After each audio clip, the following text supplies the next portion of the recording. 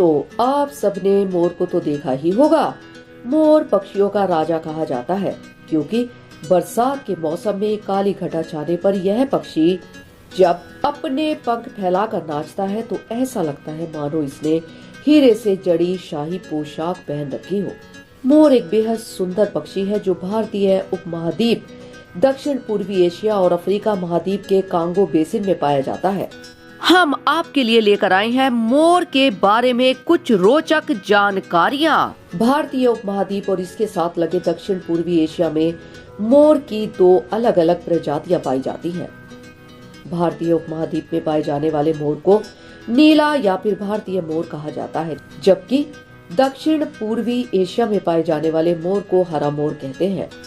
नीले और हरे के सिवाय मोर का रंग सफेद, जामुनी और धुमेला भी हो सकता है। भारतीय सरकार ने मोर की अद्भुत सुंदरता के कारण 26 जनवरी 1963 को इसे राष्ट्रीय पक्षी का दर्जा दिया था। नीला मोर भारत का राष्ट्रीय पक्षी है, जबकि हमारे पड़ोसी देश म्यांमार का राष्ट्रीय पक्षी धुमेला मोर यानी कि ग्रे पीकॉक है। दोस्तों, हिंदू धर्म में मोर को उच्च कोटि का दर्जा प्राप्त है।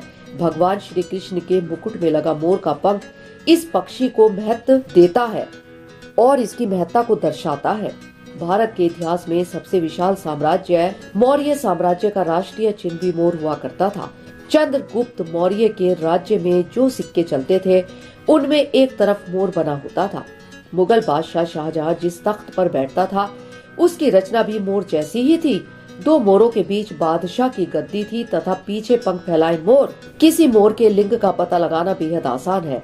नर मोर के सिर पर लगी कलगी आकार में बड़ी होती है, जबकि मादा मोर की कलगी छोटी होती है। मोर के पंख काफी प्रसिद्ध हैं, लेकिन यह केवल नर मोर में ही पाए जाते हैं। एक मोर की पूंछ पर लगे गुच्छे में 150 की गिनती तक पंख हो सकते हैं। साल में वर्षा ऋतु के दौरान यानी कि अगस्त के महीने में मोर के सभी पंख झड़ जाते हैं, लेकिन गर्मियां आने से पहले यह पंख फिर से निकल आते हैं।